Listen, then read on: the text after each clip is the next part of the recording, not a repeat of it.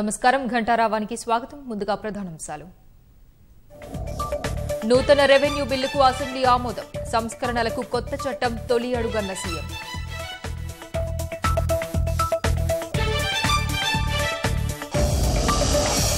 సాదా బైనామాలకు మరోసారి అవకాశం. జీవో 58, 59 కాల పరిమితిని పొడిగిస్తామన్న సీఎం.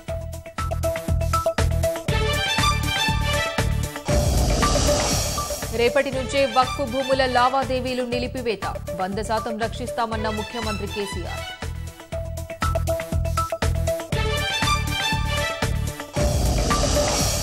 సాగు భూమికి గ్రీన్, సాగుయేతర భూమికి మెరూన్ పాస్ పుస్తకాలు. సమగ్ర భూ సర్వేతో సమస్యలు పరిష్కరిస్తామన్న సీఎం. కొత్త చట్టంలో అనేక అంశాల్లో స్పష్టత లేదన్న విపక్షాలు. సమస్యాత్మక భూముల అంశం పరిశీలించాలని సూచన.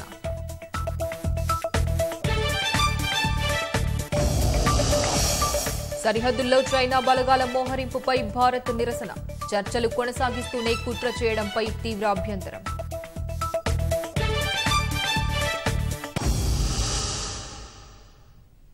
రాష్ట్ర ప్రభుత్వం ప్రవేశపెట్టిన నూతన రెవెన్యూ బిల్లు శాసనసభలో ఆమోదం పొందింది. బిల్లు ప్రవేశపెట్టిన అనంతరం జరిగిన చర్చలో తెరాస, కాంగ్రెస్, ఎంఐఎం, భాజపా సభ్యులు తమ సలహాలు, సూచనలు చేశారు. సభ్యులు ప్రస్తావించిన అంశాలపై ముఖ్యమంత్రి సభలో సుదీర్ఘంగా సమాధానమిచ్చారు. అనంతరం నూతన రెవెన్యూ బిల్లుకు సంబంధించి తెలంగాణ భూమి హక్కులు, పట్టాదారు పాస్బుక్ల బిల్లు 2020, తెలంగాణ గ్రామాధికారుల రద్దు బిల్లు 2020లను ఏకగ్రీవంగా ఆమోదిస్తున్నట్లు స్పీకర్ పోచారం శ్రీనివాసరెడ్డి ప్రకటించారు. ఎలాంటి సవరణలు లేకుండానే కొత్త రెవెన్యూ బిల్లు ఆమోదం పొందింది. దీంతో పాటు పంచాయతీరాజ్ చట్ట సవరణ, పురపాలక నియమాల సవరణ బిల్లులు ఆమోదం పొందినట్లు సభాపతి ప్రకటించారు.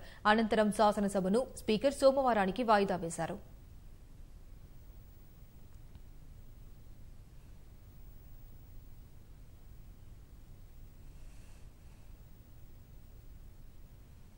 రాష్ట్రంలో చేపట్టిన నూతన భూ సంస్కరణలు అంతం కాదని, ఆరంభం మాత్రమేనని ముఖ్యమంత్రి కేసీఆర్ వెల్లడించారు. నూతన రెవెన్యూ చట్టంపై శాసనసభలో సభ్యులు ప్రస్తావించిన అంశాలకు ఆయన సమాధానమిచ్చారు. రాష్ట్రంలోని భూములకు శాశ్వత పరిష్కారం చూపడమే అంతిమ లక్ష్యమన్న సీఎం పలు చట్టాల సమాహారంగా రెవెన్యూ చట్టం కొనసాగుతుందని స్పష్టం చేశారు. సర్వస్వం ధరణే సర్వస్వం కాదు, చాలా చట్టాలను ఇంకా covering so many aspects of the whole issue అవన్నీ ఉంటాయి. దూరం ప్రళయం బద్దలైపోయేదో అయిపోద్దని ముచ్చట్లేదు అధ్యక్ష. ఇక్కడ ఏవైతే గవర్నింగ్ లాస్ ఉన్నాయో అవన్నీ కూడా ఉంటాయి, తప్పకుండా ఉంటాయి. ఇది డే టు డే ప్రజలకు బాగా ఇబ్బంది కలిగించి, బాగా అవినీతికి ఆస్కారమై చాలా పెడదోరులు పడుతుంది. కాబట్టి దీంతో మనం టేకాఫ్ అవుతున్నాం అధ్యక్ష, స్టార్ట్ అవుతుంది. ఇది ఇక్కడికే అంతం కాదు, ఇది ఆరంభం మాత్రమే, బిగినింగ్. దీని తర్వాత శ్రీధర్బాబు గారు చెప్పిన దశకు భగవంతుని ఆశీర్వాదంతో నేను తప్పకుండా చేరుకుంటానే ఆశ నాకుంది అధ్యక్ష. ఈ కంక్లూజివ్ టైటిల్ దిశగా మనం చేరుకునే పరిణతి కొంత సమయంలో వస్తుంది అధ్యక్ష. ఇది ఫస్ట్ స్టెప్.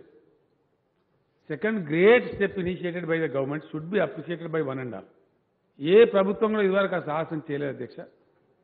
ఇప్పుడు ప్రపంచం మారిపోయింది, చాలా చాలా చాలా అధునాతనమైన టెక్నాలజీ వచ్చింది. సర్వే అంటే ఏదో భయపడే పరిస్థితి లేదు. కేంద్ర ప్రభుత్వం ఎప్పుడో 20-30 ఏళ్ళకి చెప్పి భూభారత్ అనే ప్రోగ్రాం పెట్టింది. అది ఇప్పటికి కూడా కంప్లీట్ కాలేదు. భూముల వివాదాల పరిష్కారానికి సమగ్ర సర్వేనే సరైన మార్గమని ముఖ్యమంత్రి కేసీఆర్ స్పష్టం చేశారు. గతంలో అవలంబించిన విధానం అశాస్త్రీయంగా ఉందన్న సీఎం గత పాలకులు స్థలాలు చూపకుండానే పట్టాలు పంపిణీ చేశారన్నారు. రేపటి నుంచే వక్ఫ్ భూముల్లో లావాదేవీలు నిషేధమన్న కేసీఆర్ ఆక్రమణకు గురైన దేవాదాయ, వక్ఫ్ భూములు రక్షిస్తామని ప్రకటించారు. ధరణి పోర్టల్లో అటవీ భూములకు ప్రత్యేక కాలం కేటాయిస్తామని, ఇప్పటికే పట్టాలు పొందిన గిరిజనుల జోలికి వెళ్లబోమని తెలిపారు. अब है कहाँ जागीर? कोई जागीर है? कोई जागीरदार है? इसमें क्या हो रहा है? ఈ జాగీర్ అబాలిషన్ యాక్ట్ పేరు మీద ఎందుకంటే ఎవడో మక్తదారు నాకు ఇచ్చిండు, నాకు ఎవడో జాగీర్ ఇచ్చిండు, నాకు వీడిచ్చిండు, నాకు వాడిచ్చిందని ఫ్యాబ్రికేటెడ్ డాక్యుమెంట్ తెచ్చుకుంటే కోకోలలుగా ఈ దుర్మార్గులంతా రకరకాల కథలు చేస్తా ఉంటారు. ఇనాం అబాలిషన్ యాక్ట్ దాని టైం బౌండ్ అధ్యక్ష. పలానా సంవత్సరం నాటికి ఎవరు అవుతున్నారో వాళ్ళు ప్రొటెక్టెడ్ టెనెన్సీ వాళ్ళు ప్రొటెక్ట్ చేయండి అనే చట్టం. అది ఎప్పుడో గతించిపోయిన జమానాలు ఇంకా దాన్ని కొనసాగిస్తున్నాం. మనం ఎందుకు కొనసాగిస్తారో మనకు తెలియదు. ఇట్లాంటి ఎన్నో చిల్వలు పలువలు జరుగుతూ ఉంది. వీటన్నిటి నివారణ ఏంది అంటే అప్డేట్ కావాలి, డిజిటైజ్ కావాలి. అదేవిధంగా ల్యాండ్ కోఆర్డినేట్స్ అలాట్ కావాలి ప్రతి survey number. That is the only solution. అప్పుడు ఏ గొడవ ఉండదు. అన్నిటికి కూడా ఆన్సర్ ఖచ్చితంగా టోటల్ సర్వేనే answer. That is the only answer. వేరే ఆన్సర్ లేదు. सर्वे एक बार कर दिया तो दूध का दूध पानी का पानी. अब तो भी कम से कम कार्रवाई शुरू करेंगे. दी 77,000 एकर्स आई एम प्रॉमिसिंग 100% ये कोई सेल ना करे, इसका कोई रजिस्ट्री ना हो और इसका कोई म्युनिसिपल परमिशन ना दे, इसके लिए कोई एनओसी भी ना दे. ये आज ही अगर भगवान चाहे तो कल एंडोमेंट एंड वक्फ दोनों जमीन आप मैं खुद फाइल मंगा के मैं खुद सिग्नेचर करके ऑर्डर इश्यू कर देता हूं. It will be sealed. आज के बाद no municipal permission, no gram panchayat permission and no registration. It will be auto locked 100%. I assure the honourable members. पक्का. अब पूरा सर्वे होने के बाद ये किधर है, क्या है, किस शक्ल में है, इसके पूरा निकल के आ जाए. రాష్ట్రంలో సాదా బైనామాల క్రమబద్దీకరణకు సానుకూల నిర్ణయం తీసుకుంటామని ముఖ్యమంత్రి కేసీఆర్ వెల్లడించారు. గతంలోనే ఎలాంటి ఫీజులు లేకుండా క్రమబద్దీకరించామన్న ఆయన మరో 15 రోజులు అవకాశం ఇచ్చేలా నిర్ణయం తీసుకుంటామని చెప్పారు. సాదా బైనామాలకు మేము ఇచ్చిన ఎంత లిబరల్ గా పోయినామంటే కాంగ్రెస్ గవర్నమెంట్ ఇప్పుడు చేసిన కానీ వాళ్ళు ఫీజు కలెక్ట్ చేసిన అధ్యక్ష 11,19,000 దరఖాస్తులు తీసుకున్నాం.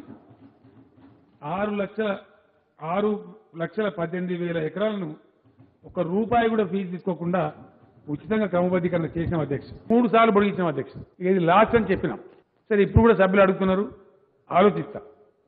హ్యూమన్ యాంగిల్ ఆలోచిస్తాం. ఏమైనా అవకాశం ఉంటుందా, మరి ఎట్లా ఏంది విచారించి అవసరమైతే ఒక 15 రోజులు టైం పెట్టి ఎక్స్టెండ్ చేసి ఇస్తాం అధ్యక్ష. ఒకసారి ఇంకా పేదల నాయకులు మేము ఎప్పుడు ముందే ఉన్నాం, వెనకకు లేము. వన్ టైం ఛాన్స్ ఇక పోతే కొద్దిగా రెవెన్యూ పోయినా పోతుంది కానీ ఈ పరిష్కారం ఇంత పెద్ద పరిష్కారం దొరుకుతుంది కాబట్టి మరి ఆ పేదలు కూడా అవకాశం ఇచ్చేటువంటి ప్రయత్నం తప్పకుండా చేస్తాం. तो जरूर ह्यूमन एंगल में हम सोचेंगे. डेफिनेटली फिर एक बार जियो 58 जियो 59 एक्सटेंड करके थोड़ा गरीबों का मदद करेंगे. गरीबों को मदद करने में हम कभी भी पीछे नहीं गए. ఒకసారి అటవీ భూమి అటవీకి యాజమాన్యం పోతే because of various supreme court judgments and the act by itself దాని ఓనర్షిప్ నేచర్ మారదు అధ్యక్ష.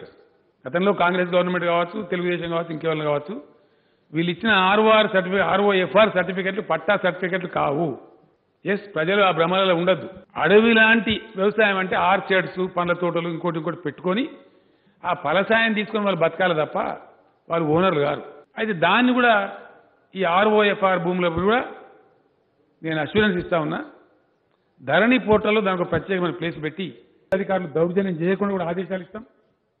రెండవది వాళ్ళది ధరణి పోర్టల్లో సెపరేట్ ఒక కాలంలో మెయింటైన్ కూడా చేస్తాం ఆ account, so that they are safe. వాళ్ళకి అన్ని దొరుకుతాయి లాభాలు, ప్రభుత్వం నుంచి రావాల్సిన లాభాలు, సబ్సిడీ మీద వచ్చే ట్రాక్టర్లు కానీ, ఈ యొక్క మన రైతు బంధు కానీ, ఇతర రైతులకు ఎట్లయితే బెనిఫిట్స్ వస్తాయో వాళ్ళకు కూడా వస్తే వాళ్ళకు పాపం చేసుకొని బ్రతుకుతారు. సో ఈ ఆర్ఓఎఫ్ఆర్ భూములు ఏవైతున్నాయో, ఒకటి ఇప్పటికే ఇవ్వబడ్డ ఆర్ఓఎఫ్ఆర్ సర్టిఫికెట్లు ఏవైతున్నాయో అవి రక్షించబడతాయి, వాళ్ళని కాపాడతాం. ఆ గిరిజనులను వాళ్ళని డిస్టర్బ్ కానీయం. వాళ్ళ మీద అడవి అధికారులు దౌర్జన్యం చేయకుండా కూడా ఆదేశాలు. పోడు భూములలో ఎవరైతే రైతులు చేసుకుంటున్నారో పాపం గిరిజన రైతులు, వాళ్ళ మీద హరాస్మెంట్ కాకుండా వాళ్ళకి ఆ రక్షణ కల్పిస్తాం. అది ఖతం చేస్తాం. తర్వాత పోడు భూములకు అనుమతి ఇయ్యం అధ్యక్ష. అది కూడా ఇస్తున్నాడు. ఎవరైతే ఉన్నారో అంతవరకే ఇచ్చి ఆ తర్వాత కటాఫ్ చేస్తాం. ఆ విధంగా అది కూడా పరిష్కారం అయిపోతుంది. అంతకుముందు నూతన రెవెన్యూ బిల్లుపై శాసనసభలో సమగ్ర చర్చ జరిగింది. అధికార పార్టీ సభ్యులతో పాటు విపక్ష సభ్యులు సమస్యల్ని ప్రస్తావిస్తూ తగు సూచనలు చేశారు. రెవెన్యూ బిల్లులోని లోపాలను కాంగ్రెస్ సభ్యులు భట్టి విక్రమార్క, శ్రీధర్ బాబు సభ దృష్టికి తీసుకురాగా, చట్టం అమల్లోకి వస్తే మురికివాడల్లో నోటరీ భూములు కొనుగోలు చేసిన వారి పరిస్థితి ఏంటని ఎంఐఎం ఎమ్మెల్యే అక్బరుద్దీన్ ప్రశ్నించారు.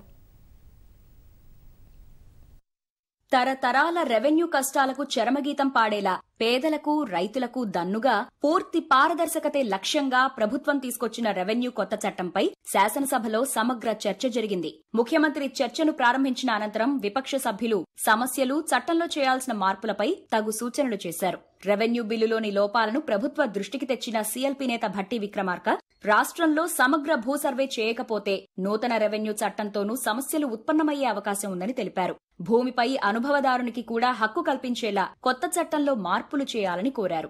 ధరణి పోర్టల్తో పాటు మాన్యువల్ గాను రికార్డులు కొనసాగించాలని సూచించారు. నూతన చట్టంలో భాగంగా ఆన్లైన్ విధానం అమల్లోకి వచ్చే వరకు ప్రస్తుత విధానాన్ని కొనసాగించాలని కోరారు.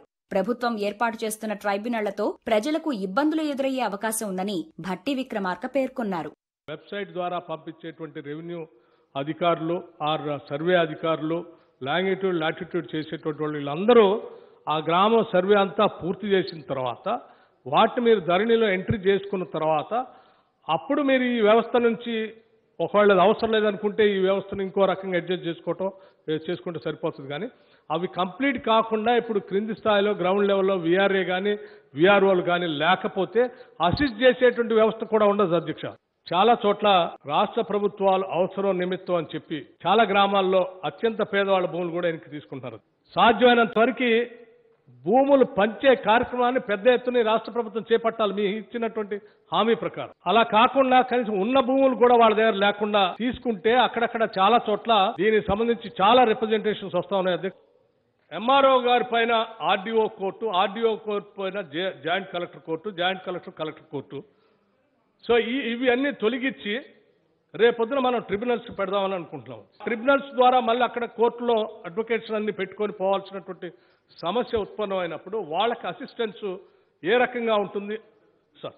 భవిష్యత్తులో భూములకు సంబంధించి ఎలాంటి సమస్యలు ఉత్పన్నం కాకుండా ప్రభుత్వం అన్ని అంశాల్లోనూ స్పష్టతనివ్వాలని కాంగ్రెస్ ఎమ్మెల్యే శ్రీధర్ బాబు కోరారు. నూతన రెవెన్యూ బిల్లులో రికార్డింగ్ అథారిటీని ప్రస్తావించలేదన్న ఆయన పేర్లు, వివరాల నమోదులో అక్షర దోషాలు ఉంటే ఎవరు సరిచేయాలనే దానిపై బిల్లులో స్పష్టత ఇవ్వలేదని సభ దృష్టికి తీసుకొచ్చారు. ఇప్పటి వరకు తహసీల్దార్, ఆర్టీఓ దగ్గర నమోదు కాని అనేక రికార్డులు ఉన్నాయని వాటిపైన ఆలోచించాలని కోరారు.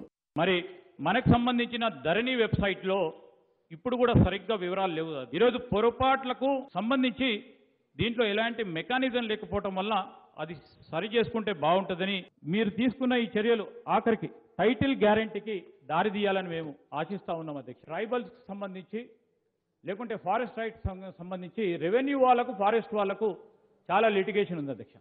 జాయింట్ సర్వే నిర్వహించి అసలు ఫారెస్ట్కి సంబంధించి మనమే అసైన్మెంట్ ఇచ్చాం. మన ప్రభుత్వ పరంగానే ఉన్న అధికారులు మరి పట్టాలు ఇచ్చారు. ఈరోజు ఫారెస్ట్ వాళ్ళు వచ్చి అది ఫారెస్ట్ ఇది అని అంటే ఈరోజు అక్కడ ఉన్న పేద రైతు ఇబ్బంది పడతా ఉన్నారు. సర్వే అండ్ సెటిల్మెంట్ తర్వాతనే మ్యూటేషన్ కార్యక్రమం చేస్తే మీరు అనుకున్న లక్ష్యానికి తప్పకుండా మనం ముందుండి చేస్తామని తెలియజేస్తూ కొత్త రెవెన్యూ చట్టాన్ని స్వాగతిస్తున్నట్లు స్పష్టం చేసిన ఎంఐఎం సభ్యుడు అక్బరుద్దీన్ ఏళ్లుగా వక్ఫ్ భూముల రక్షణలో జరుగుతున్న అన్యాయాన్ని ఈ చట్టం ద్వారానైనా సరిదిద్దుతారని ఆయన ఆకాంక్షించారు. ఇక చట్టం అమల్లోకి వస్తే మురికివాడల్లో నోటరీ భూములు కొనుగోలు చేసి నివాసం ఉంటున్న వారి పరిస్థితి ఏంటని అక్బరుద్దీన్ ప్రశ్నించారు. పట్టణాలతో పాటు జీహెచ్ఎంసీలో ఒకేసారి నామమాత్రపు ధరతో స్థలాలు, భూములు క్రమబద్దీకరించేందుకు సమగ్ర పథకం తీసుకురావాలని కోరారు. By welcoming the decision of bringing in this new law, which I would be supporting, my party would be supporting.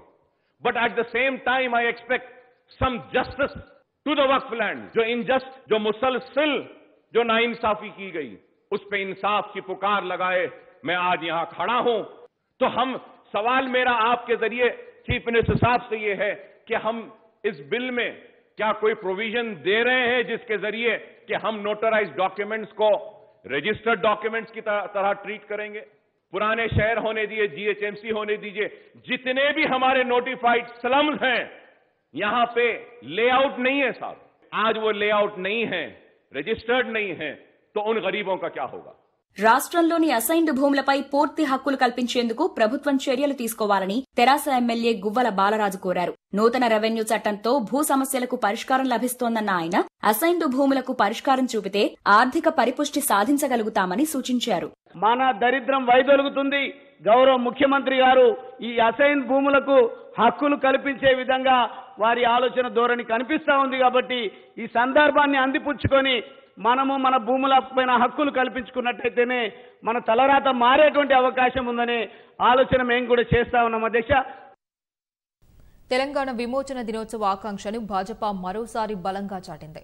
ప్రభుత్వం కార్యక్రమాన్ని అధికారికంగా నిర్వహించాలని డిమాండ్ చేస్తూ అసెంబ్లీ ముట్టడికి యత్నించింది. భాజపా ముట్టడి పిలుపుతో శాసనసభ పరిసరాల్లో 3 అంచెల భద్రతను ఏర్పాటు చేసిన పోలీసులు కమలం శ్రేణులను ఎక్కడికక్కడే అడ్డుకున్నారు. గెరిల్లా వ్యూహం అనుసరించిన భాజపా అసెంబ్లీ ముట్టడి విజయవంతమైందని ప్రకటించింది.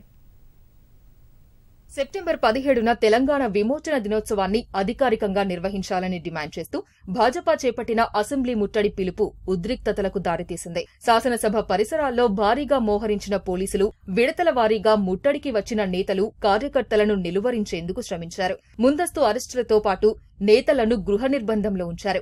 భాజపా రాష్ట్ర అధ్యక్షుడు బండి సంజయ్ను బంజారాహిల్స్ శ్రీనికేతన్ కాలనీలోని ఆయన నివాసంలో గృహ నిర్బంధం చేశారు. సంజయ్ అసెంబ్లీ ముట్టడికి బయలుదేరగా అరెస్టు చేసి బొల్లారం పోలీస్ స్టేషన్కు తరలించారు. ఈ సందర్భంగా పోలీసులకు భాజపా కార్యకర్తలకు మధ్య తీవ్ర వాగ్వాదం జరిగింది. వాహనానికి కార్యకర్తలు అడ్డుపడగా వాళ్లను అరెస్టు చేశారు. పోలీసుల తీరుపై మండిపడ్డ బండి సంజయ్ విమోచన దినోత్సవం అధికారికంగా నిర్వహించాలనేది ప్రజల ఆకాంక్ష అని స్పష్టం చేశారు.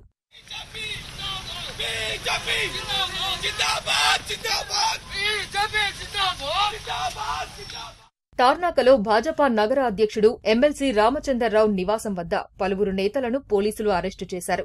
మండలి సమావేశం ఉండడం వల్ల రామచందర్రావును పంపించారు. భాజపా రాష్ట్ర ప్రధాన కార్యదర్శి ప్రేమేందర్ రెడ్డి, జనగామ జిల్లా అధ్యక్షుడు దశమంత్ రెడ్డి అసెంబ్లీ ముట్టడికి యత్నించగా పోలీసులు అడ్డుకొని అరెస్టు చేశారు. అసెంబ్లీ ముట్టడికి బయలుదేరిన బంగారు శృతి సహా మిగతా నేతలను గోషామహల్ మైదానానికి తరలించారు.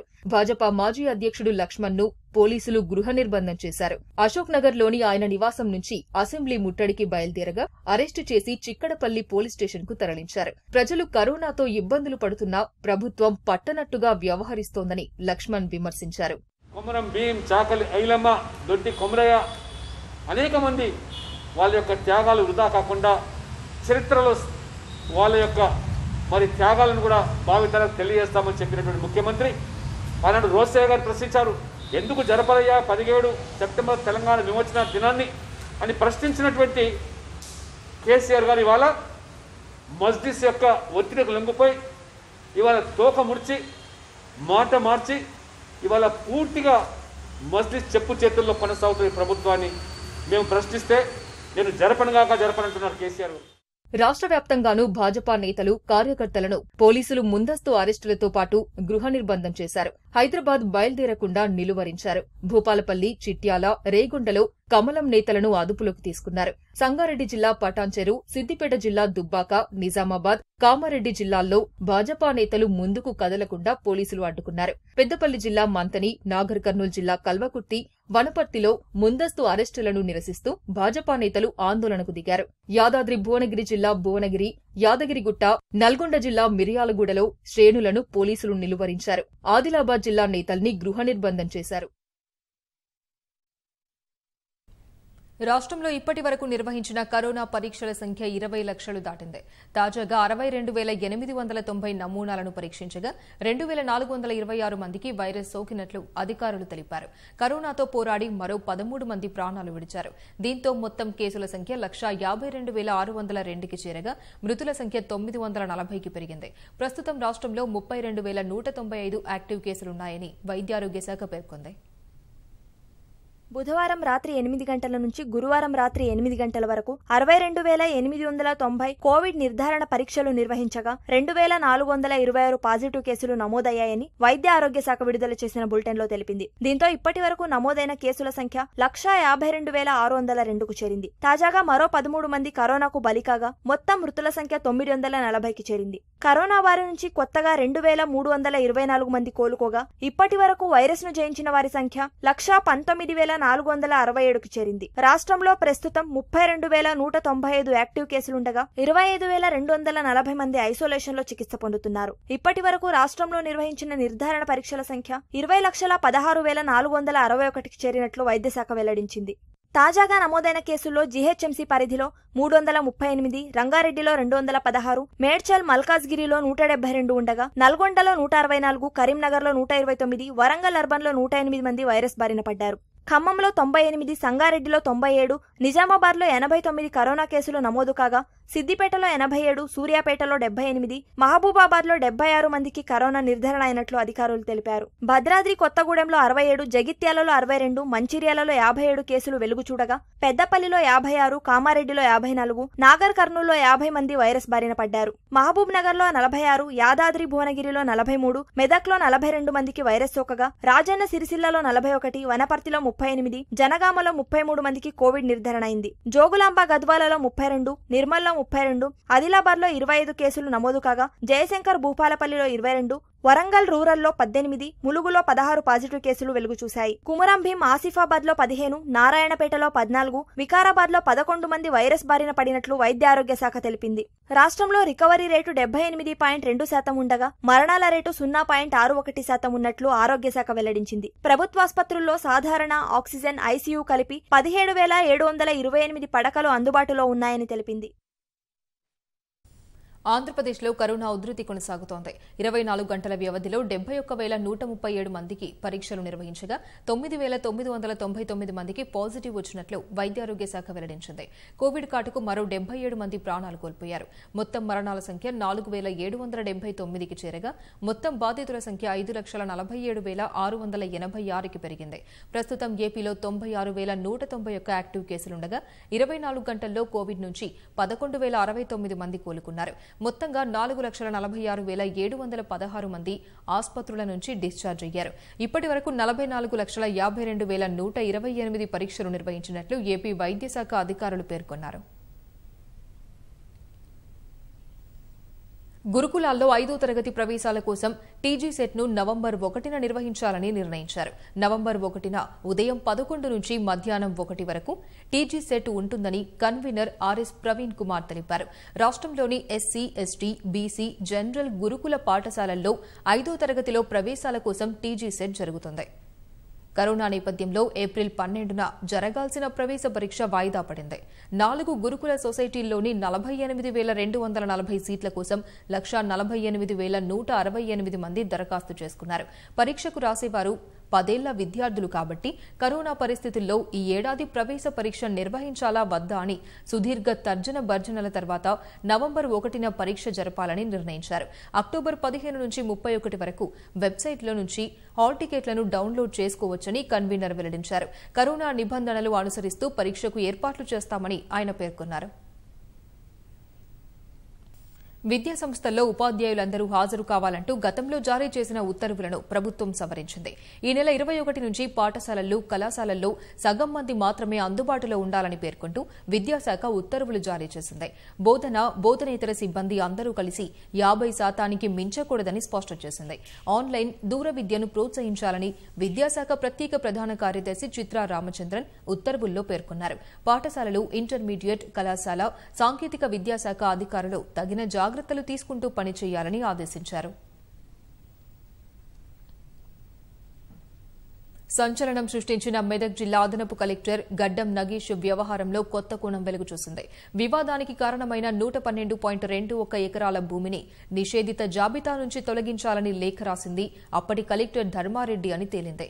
ఇందుకు సంబంధించిన లేఖను ఈటీవీ తెలంగాణకు అందింది. మెదక్ పూర్వ కలెక్టర్ ధర్మారెడ్డి పదవీ విరమణ చేసిన రోజే స్టాంపులు, రిజిస్ట్రేషన్ల శాఖకు ఈ లేఖను రాసినట్లుగా ఉంది. చిప్పల్తుర్తిలోని 58, 59 సర్వే నెంబర్లలోని 112.21 ఎకరాలు నిషేధిత జాబితాలో నుంచి తొలగించాలని లేఖలో కోరారు. ఈ భూముల వివరాలు పొరపాటుగా నిషేధిత జాబితాలో చేర్చారని, ఆర్డీఓ నివేదిక ప్రకారం 112.21 ఎకరాలు పట్టా భూములుగా తేలాయని ఆయన లేఖలో తెలిపారు. అయితే ఈ లేఖ 112 ఎకరాలకు సంబంధించినది కాదని మాజీ కలెక్టర్ ధర్మారెడ్డి చెబుతున్నప్పటికీ నగేష్ 1,12,00,000 ఒప్పందం మాట్లాడుకున్న రోజే ఇది రాయడం అనుమానాలకు బలం చేకూరుస్తోంది.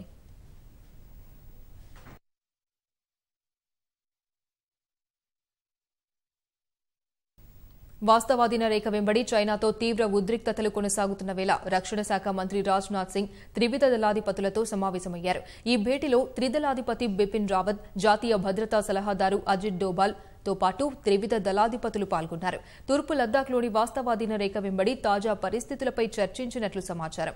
మాస్కో వేదికగా జరుగుతున్న షాంఘై సహకార సదస్సు సందర్భంగా నిన్న చైనా విదేశాంగ శాఖ మంత్రి వాంగ్ యీతో విదేశాంగ మంత్రి జైశంకర్ సమావేశమయ్యారు. వాస్తవాధీన రేఖ వెంబడి చైనా తన బలగాలను భారీగా మోహరించడంపై తీవ్ర అభ్యంతరం వ్యక్తం చేశారు.